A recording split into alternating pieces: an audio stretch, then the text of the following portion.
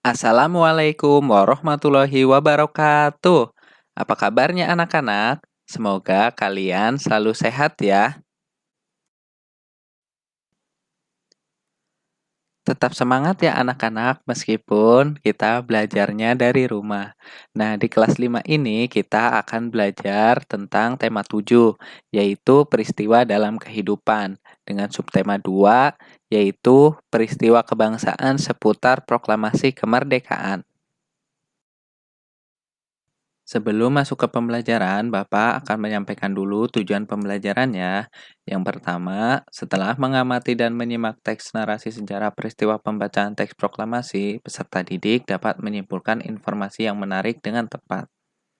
Selanjutnya, setelah kegiatan penugasan, peserta didik dapat menemukan kosakata baku dan tidak baku dengan tepat. Melalui kegiatan penugasan, peserta didik dapat merangkum teks narasi sejarah menggunakan aspek apa, di mana, kapan, siapa, mengapa, dan bagaimana.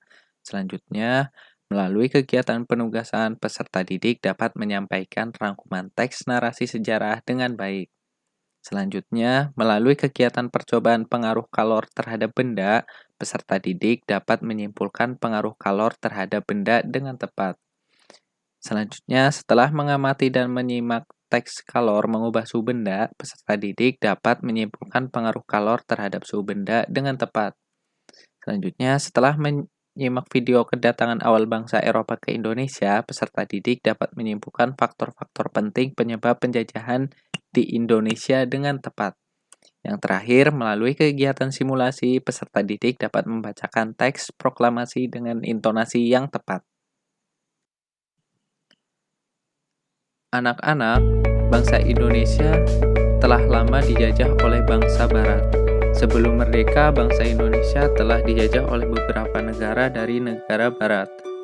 Peristiwa kedatangan Kita bangsa akan Barat mempelajari kedatangan awal bangsa Barat dan faktor apa mulai saja akhir yang abad mempengaruhi ke-15. Bangsa penjajahan Eropa yang berusaha terjadi melakukan di penjelajahan Indonesia. samudera.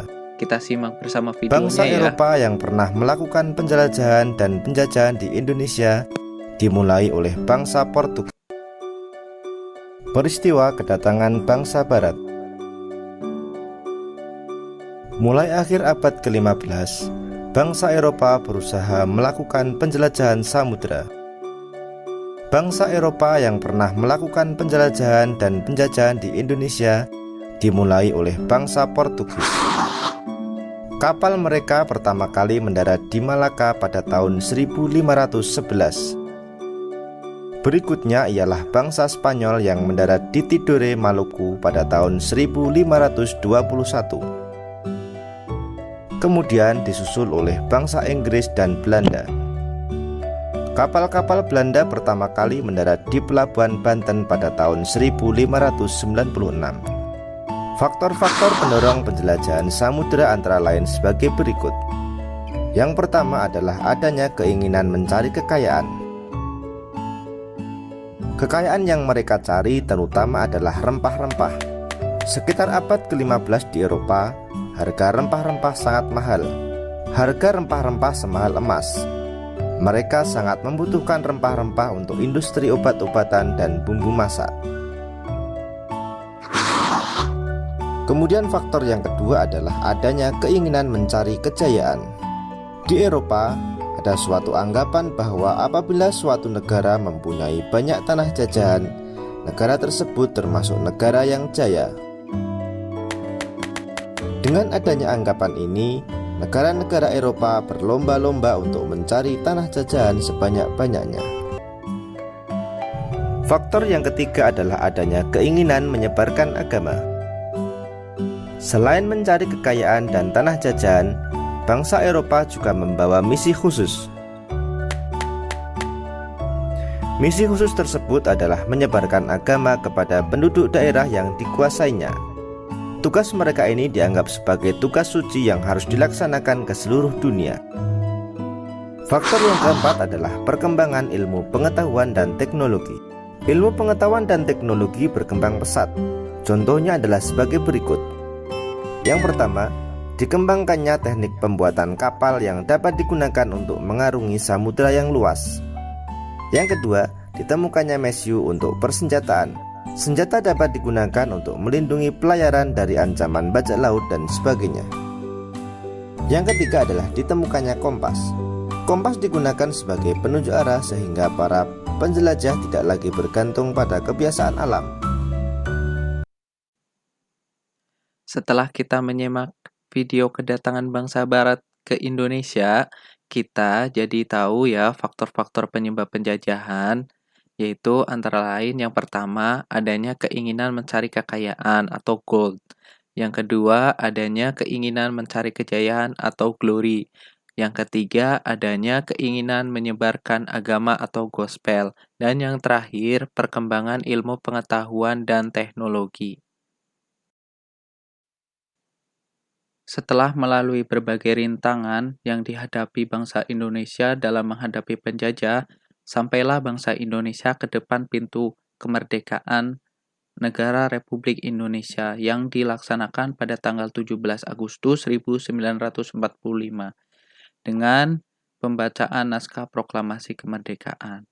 Namun terbentuknya Negara Kesatuan Republik Indonesia melalui berbagai tahapan dan peristiwa yang sangat panjang. Tahapan dan peristiwa memperkukuh terbentuknya Negara Kesatuan Republik Indonesia. Saat ini pun kita masih harus tetap mempertahankan kedaulatan negara. Nah, selanjutnya kita akan belajar tentang pembacaan naskah proklamasi kemerdekaan yang dilaksanakan pada tanggal 17 Agustus 1945. Nah, sekarang ayo kita belajar tentang sejarah peristiwa pembacaan teks proklamasi. Pembacaan teks proklamasi kemerdekaan dilaksanakan pada hari Jumat tanggal 17 Agustus 1945. Sejak pagi telah dilakukan persiapan di rumah Insinyur Soekarno untuk menyambut proklamasi kemerdekaan Indonesia. Banyak tokoh pergerakan nasional beserta rakyat berkumpul di tempat itu. Mereka ingin menyaksikan pembacaan teks proklamasi kemerdekaan Indonesia. Sesuai kesepakatan yang diambil di rumah Laksamana Maida, para tokoh Indonesia menjelang pukul 10:30 waktu Jawa, zaman Jepang, atau pukul 10 waktu Indonesia bagian Barat telah berdatangan ke rumah Insinyur Soekarno. Mereka hadir untuk menjadi saksi pembacaan teks proklamasi kemerdekaan Indonesia. Acara yang disusun dalam upacara di kediaman Insinyur Soekarno itu antara lain sebagai berikut. Yang pertama, pembacaan teks proklamasi kemerdekaan Indonesia. Yang kedua, pengibaran bendera merah putih. Yang ketiga, sambutan Wali Kota Suwiryo dan Dr. Muwardi. Upacara proklamasi kemerdekaan berlangsung tanpa protokol. Latif Hendraningrat memberi aba-aba siap kepada semua barisan pemuda. Semua yang hadir berdiri tegak dengan sikap sempurna. Suasana menjadi sangat hening. Insinyur Soekarno dan Dr. Andes Muhammad Hatta dipersilahkan maju beberapa langkah dari tempatnya semula. Insinyur Soekarno mendekati mikrofon. Dengan suaranya yang mantap, Insinyur Soekarno didampingi Dr. Andes Muhammad Hatta membacakan teks proklamasi kemerdekaan Indonesia yang telah diketik oleh Sayuti Melik. Berikut teks proklamasi yang diketik oleh Sayuti Melik. Sekarang kita akan menyimak pembacaan teks proklamasi yang dibacakan oleh Soekarno dan Dr. Andes Muhammad Hatta pada tanggal bangsa Indonesia 1990. dengan ini Mari kita simak bersama-sama menyatakan videonya ya. kemerdekaan Indonesia. Hal-hal yang mengenai pemindahan kekuasaan dan lain-lain diselenggarakan dengan cara saksama dan dalam tempo yang sesingkat-singkatnya. Jakarta, 17 Agustus 1945 atas nama bangsa Indonesia, Soekarno-Hatta.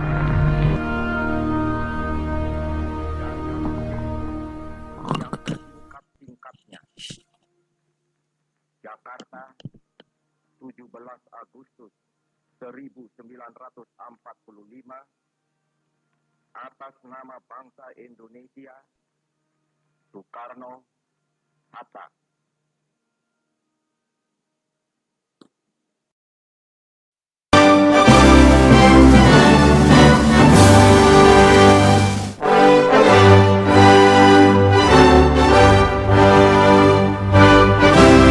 Sesaat setelah pembacaan proklamasi kemerdekaan, dilanjutkan upacara pengibaran bendera merah putih.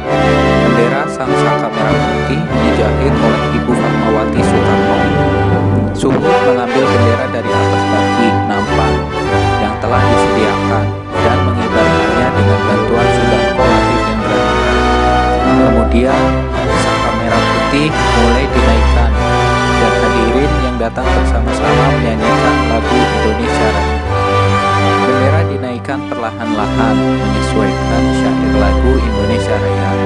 Seusai pengibaran bendera merah putih, acara dilanjutkan sambutan dari Wali Kota Suliyo dan Dr. Muwardi.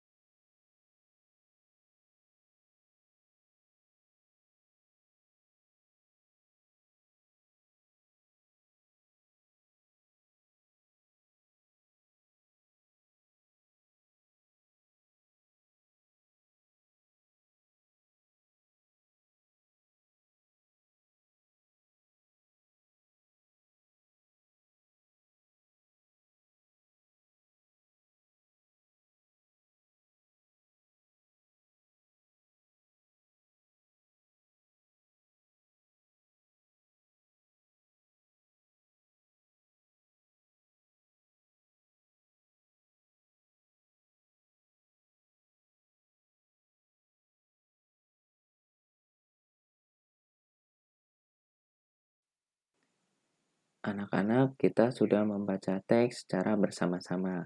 Semoga kalian memahami ya tentang teks yang sudah kita baca. Nah, sekarang Bapak mau bertanya, apa judul teks yang sudah dibaca? Ayo, apa anak-anak? Ya, betul. Judul teks yang sudah kita baca adalah peristiwa pembacaan teks proklamasi. Selanjutnya, apa isi yang menarik dari teks yang sudah dibaca? Ya, hal menarik yang ada di dalam teks sangat banyak ya. Salah satunya yaitu proklamasi dilaksanakan pada hari Jumat, tanggal 17 Agustus tahun 1945. Nah, di rumah anak-anak pahami lagi ya teks tentang peristiwa pembacaan teks proklamasi agar kalian lebih memahaminya lagi isi yang ada di dalam bacaan tersebut. Setelah membaca teks, kita selanjutnya akan mencari kosakata baku dan tidak baku dari teks yang sudah kita baca sebelumnya. Siapa di sini yang masih ingat tentang kosakata baku dan tidak baku? Ya, kosakata baku adalah kata yang penulisan dan pengucapannya sesuai dengan pedoman umum ejaan bahasa Indonesia. Biasa digunakan dalam situasi resmi. Kata baku bisa dicek menggunakan Kamus Besar Bahasa Indonesia.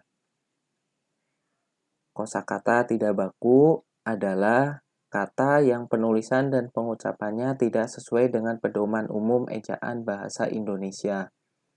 Biasa digunakan dalam percakapan sehari-hari.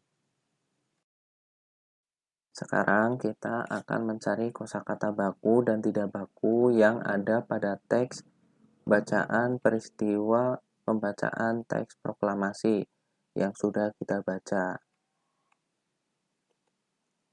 Ya, kosakata baku yang ada pada teks yang pertama yaitu kata merdeka yang memiliki arti kata bebas dari penjajahan. Yang kedua ada kata proklamasi yang memiliki arti kata pemberitahuan atau pengumuman kepada seluruh rakyat tentang kemerdekaan. Lalu ada kosakata tidak baku yang digunakan, yaitu kata baki yang memiliki arti nampan. Yang kedua ada kata sodanko yang memiliki arti kata pangkat kemiliteran Jepang. Nah, dalam mencari kosakata baku, kita dapat menggunakan Kamus Besar Bahasa Indonesia sebagai pedoman. Dalam kehidupan sehari-hari, kita juga tidak lepas dari kosakata yang kita gunakan dalam kehidupan sehari-hari. Ada kosakata baku dan tidak baku. Nah, contoh untuk kosakata baku dan tidak baku ada kata apotek. Kata apotek adalah kosakata baku yang biasa kita sebut dalam kehidupan sehari-hari dengan kata apotik yang memiliki arti toko tempat meramu dan menjual obat berdasarkan resep dokter serta memperdagangkan barang medis. Nah, itu salah satu contoh. Ya, ada contoh lain yaitu contoh jadwal. Nah, kata jadwal adalah kosakata baku yang biasa kita sebut dalam kehidupan sehari-hari dengan kata jadwal yang memiliki arti pembagian waktu berdasarkan urutan kerja, daftar atau tabel, kegiatan, atau rencana dengan pembagian waktu pelaksanaan yang terperinci. Setelah kita belajar mencari kosakata baku dengan menggunakan media Kamus Besar Bahasa Indonesia, sekarang kita akan berlatih. Berilah tanda centang pada penulisan kata baku yang tepat. Yang pertama ada kata merek. Nah, kata merek menurut kalian adalah kosakata baku atau tidak baku? Ya, tepat sekali. Merek adalah kosakata baku. Yang kedua ada kata zaman. Nah, kata zaman menurut kalian adalah kosakata baku atau tidak baku? Ya, kata zaman adalah kosakata tidak baku. Yang benar penulisannya adalah zaman. Selanjutnya ada baterai. Kata baterai menurut kalian termasuk kosakata baku atau tidak baku? Ya, tepat sekali. Baterai merupakan kosakata tidak baku. Yang benar adalah baterai. Yang selanjutnya ada kata ijazah. Nah, kata ijazah ini termasuk kosakata baku atau tidak baku menurut kalian? Ya, tepat sekali. Kata ijazah adalah kata baku. Selanjutnya ada kata sekolah. Nah, kata sekolah menurut kalian kata baku atau tidak baku? Ya, tepat sekali. Sekolah adalah kosakata tidak baku. Yang benar adalah sekolah. Dan yang terakhir ada kata sepeda. Nah, kata sepeda adalah kosakata baku atau tidak baku? Ya, tepat sekali. Sepeda adalah kosakata tidak baku. Yang benar apa? Yang benar adalah sepeda. Setelah kita belajar tentang sejarah peristiwa pembacaan teks proklamasi, di sini siapa yang masih ingat pukul berapa persiapan pembacaan teks proklamasi? Ya, tepat sekali. Pukul 10:30 waktu Jawa zaman Jepang atau pukul 10 waktu Indonesia Barat. Kira-kira bagaimana suhu pada pukul 10? Ya, suhunya hangat ya karena menjelang siang hari. Nah, pembelajaran selanjutnya yaitu berkaitan dengan suhu. Ayo kita membaca dulu untuk menambah pengetahuan kita. Kalor mengubah suhu benda. Kalor didefinisikan sebagai energi panas yang dimiliki oleh benda. Secara umum, mengetahui adanya kalor yang dimiliki oleh benda dapat dilakukan dengan cara mengukur suhu benda tersebut. Jika suhu benda tinggi, kalor yang dikandung oleh benda juga besar. Sebaliknya, jika suhu benda rendah, kalor yang dikandung oleh benda juga kecil. Kalor yang dimiliki oleh suatu benda bisa berubah-ubah, bisa naik, bisa juga turun, karena kalor dapat berpindah dari suhu tinggi menuju suhu rendah. Coba kita perhatikan gambar. Nah, contoh bahwa kalor dapat mengubah suhu benda, air panas memiliki suhu tinggi, sedangkan air dingin memiliki suhu rendah. Apabila kedua air dicampur, campuran itu akan menghasilkan suhu baru, yaitu akan menghasilkan suhu hangat. Suhu rendah akan meningkat karena menerima panas dari suhu tinggi. Setelah kita membaca teks kalor mengubah suhu benda, ayo kita memahami isi dari bacaan tersebut. Yang pertama, apa yang dimaksud dengan kalor? Ya, kalor adalah energi panas yang dimiliki oleh benda. Apa yang dimaksud dengan suhu? Suhu adalah besaran yang menunjukkan tingkat panas atau dingin suatu benda. Apa nama alat yang digunakan untuk mengukur suhu? Alat yang digunakan untuk mengukur suhu adalah termometer. Setelah kita mengetahui kalor dapat mengubah suhu benda, sekarang kalian diminta untuk membuktikannya. Nah, lakukan percobaan untuk membuktikan kalor dapat merubah suhu benda sesuai dengan LKPD pada kegiatan 3 yang sudah dibagikan ya. Selamat bekerja. Tetap semangat untuk belajar dari rumah. Kegiatan hari ini sudah selesai ya anak-anak. Terima kasih karena kalian sudah mengikuti pembelajaran. Semoga ilmu yang kita dapatkan dapat bermanfaat untuk hidup kita. Jangan lupa tetap semangat meskipun kita belajar dari rumah. Ingat, kita harus selalu mencuci tangan, memakai masker, dan menjaga jarak.